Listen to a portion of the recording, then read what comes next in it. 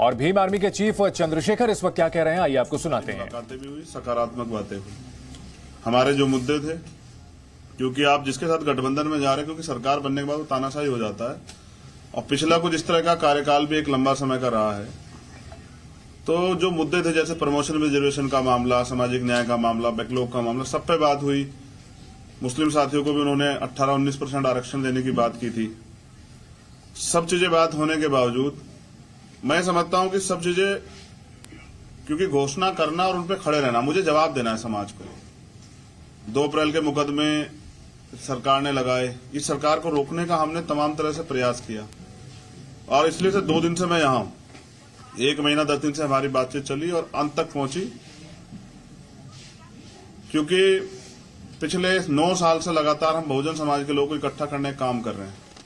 बड़ी मुश्किल से हम अपने लोगों के अंदर रीढ़ की हड्डी पैदा कर पाए। उनका विश्वास टूट गया था कि भाई वो आगे नहीं बढ़ पाएंगे, क्योंकि जब हमारे आंदोलन की विचारधारा बदली, जो पिछला आंदोलन था, तो तकलीफ हुई। अच्छा, इस विषय में ये भी याद दिला दूं कि आज बहन जी का जन्मदिन है, तो माननीय बहन जी को भी जो है जन्मदिन की हार्दिक बधाई। वो दीर्घायु हो, स्वस्थ रहें और उनके लंबी उम्र की मैं कामना करता हूं तथागत बुद्ध से।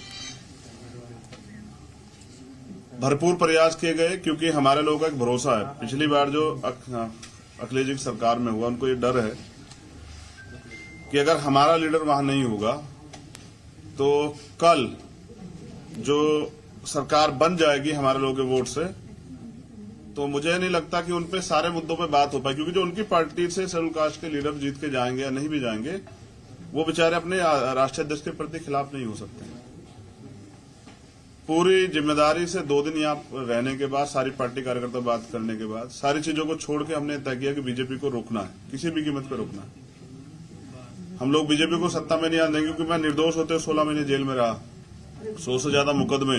आज भी आप देख लो कि प्रेस को नहीं करने दे रहे हैं। मुख्यमंत्री खुद प्रेस करते हैं, प्रधानमंत्री मास्क उतार उतार के घूमते हैं सारे में। तो बीजेपी ने जो 69,000 शिक्षक भर्ती घोटाले के, इन सबको रोकने के लिए हमने एक कदम बढ़ाया।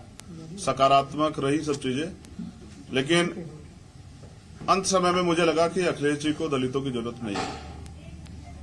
वो इस गठबंधन में दलित नेताओं को, दलित लीडरशिप को नहीं चाहते। वो चाहते हैं कि उनको दलित वोट करें, लेकिन मेरा डर ये था कि अगर दलित उनको वोट कर देंगे तो कल जो उनके ऊपर एक आरोप पिछली सरकारों में भी रहा, क्योंकि मान्यवर काशीराम साहब को मैं नेता मानता हूं, उन्होंने भरोसा करके नेताजी को मुख्यमंत्री बनाया, फिर क्या हुआ आपके सामने। इसी डर को समाज के अंदर डर था। सारे बुद्धिजीवियों ने, हमने खुद में भी चर्चा की, सब लोगों ने कहा कि आप खुल के बात कीजिए कि कल ऐसा तो नहीं कि सरकार जाने के बाद, सरकार बनने के बाद जो है हम अपने विषयों पे बात ही ना कर पाए, दलितों के साथ फिर वो शोषण हो, घर जलाए जाए, उनकी जमीन कब जाए, उनको पीटा जाए, उनको सता जाए, महिलाओं के रेप हो, हाथरस जैसे कांड हो।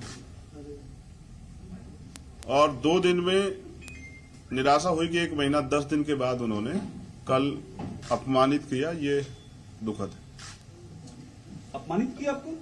हाँ, ये बहुजन समाज के लोगों का उन्होंने अपमान किया है। किसने सर? अखिलेश यादव ने। मुझे ये भरोसा था कि वो भी 85% बहुजन समाज के लोगों को इकट्ठा करने का प्रयास करेंगे, क्योंकि हम सब लोग भाजपा को रोकने का प्रयास कर रहे थे। मैं समझता कि यहाँ पीठ के दर्द के बाद भी 2 दिन से हूं कि किसी तरह से बात सकारात्मक हो जाए, लेकिन कल आने के बाद उन्होंने कहा था कि मैं शाम तक बताता हूं, उनका जवाब अभी तक नहीं है। तो मैं समझता हूं कि वो इस गठबंधन में दलित समाज के लोगों को नहीं चाहते, जबकि बड़े पैमाने पे हमारे साथी जो हैं, जो कार्यकर्ता, जिनकी वजह से आज चंद्रशेखर यहाँ बैठे हैं, भीम आर्मी आजाद समाज पार्टी, उनकी ये मन था कि वो बीजेपी को रोकने के लिए इस गठबंधन का हिस्सा बने। मैंने कल ट्वीट भी किया था, आप सब लोगों ने अपने मीडिया के माध्यम से चलाया था। मैंने कहा था कि आप अगुवा हैं, आपकी जिम्मेदारी है। दलित समाज, पसमानदा समाज, आज का दस्तकार समाज, पीड़ित समाज, वंचित समाज, पिछड़ा वर्ग के सारे नेता आपके साथ इसलिए इकट्ठा हो रहे हैं कि आप सामाजिक न्याय करेंगे। लेकिन मुझे लगता है कि अभी अखिलेश जी सामाजिक न्याय का मतलब नहीं समझ पाए। सामाजिक न्याय कहने से नहीं होता है। हम काशीराम साहब को मानने वाले लोग, जिसकी इतनी संख्या बार, उसकी इतनी हिस्सेदारी की बात करते हैं, तो 25-25.5% दलितों की हिस्सेदारी ये है कि वो उनको गठबंधन में नहीं रखना चाहते हैं। मीडिया के लोगों से मुझे शिकायत है कि बिना मेरे किसी ऑफिशियल स्टेटमेंट के, ना उनके कोई ऑफिशियल स्टेटमेंट के, आप लोगों ने भी किसने कहीं से खबरें चला दी कि ये सीट मिल रही है, वो सीट मिल रही है? नहीं चंद्रशेखर जी, TV9 ने चलाया, गठबंधन नहीं हो सकता है। नहीं चलाया, 9 बजे चलाया, और मैं उन साथियों से भी कह रहा हूँ कि कम से कम पत्रकारिता गरिमा तो बना के रखिए। TV9 ने चलाया है कि आपका गठबंधन नहीं हो सका है 9 बजे। काफी सारी बातें सर, नाम लेके एक बार फिर से नाम बताइए। लेकर स्टेटमेंट क्लियर दीजिए सर। आगे की रणनीति आपकी क्या है? देखिए, मैं फिर क्या, मैं यही कह रहा हूँ ना कि 1 महीना 10 दिन से उन्होंने हमसे बात की, तय करके रखा और हमसे कहा कि आप परेशान मत हो। मैंने उनसे कहा कि आप बड़े भाई हैं, क्योंकि उनको चिंता हो या ना हो, वंचित वर्ग के लोगों की हमें चिंता है। मैं प्रमाणित भी करता हूं कि पिछले 5 साल में समाजवादी पार्टी के राष्ट्रीय अध्यक्ष किसी एक दलित की हत्या पे, रेप पे, कितने बड़े बड़े मामले में नहीं गए उनके घर। फिर भी हमने सारी चीजों को दरकिनार करके स्वाभिमान सम्मान की लड़ाई लड़ने वाले चंद्रशेखर उनके घर गए, 3-3 बार उनसे मुलाकात की, उनसे अपील की कि इसको बना लेते हैं। लेकिन वो शायद किसी मन से तय करके बैठे कि हमें दलितों की लीडरशिप नहीं खड़ी होने देनी। वरना मैं समझता हूं कि कल जब मैंने उनसे कह दिया था कि आप बड़े भाई हैं, आप तय कर लें, तो उनको मुझे बुलाना चाहिए था। वो तो ऐसे में रोज दलित वंचित आपकी क्या मांगे थी उनसे जिनको उन्होंने नहीं माना? सर स्पेसिफिक अभी भी नहीं हो रहा है नहीं हो रहा है, चल रही है प्रेस कॉन्फ्रेंस। क्या कह रहा हूं? एक स्पेसिफिक लाइन क्लियर बिल्कुल की क्या हुआ है सर? नहीं हुआ ये है कि अखिलेश जी के ऊपर मैंने कल जिम्मेदारी छोड़ी थी वहां से आने के बाद कि आप तय कर लें कि आप हमें गठबंधन में चाहते हैं, क्योंकि बात सीटें और ये सब चीजें कई मायने रखती हैं। कल हम उनके लिए प्रयास करेंगे कि उनकी सरकार बन जाए, तो उसमें उनमें हमारे हितों की रक्षा होगी या नहीं होगी। कुछ मुद्दों पे वो, जैसे प्रमोशन में रिजर्वेशन का बिल फाड़ा गया, उन्होंने मना कर दिया कि वो इस पे नहीं करेंगे। तो हम दलितों और पिछड़ों के लिए चाहते थे कि भाई प्रमोशन रिजर्वेशन के बिल पे स्थिति साफ करें, बैकलॉग पे।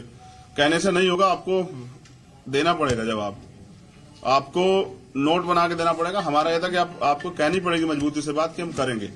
और हमारे लोगों को ये लगता है कि जब आप वहां नहीं हैं तो उनके कहने से फर्क नहीं पड़ता, वो करेंगे नहीं, क्योंकि पिछले भी हम पे एक उदाहरण है लंबे समय से। Presenting B News app available on Google Play and App Store. Download it now.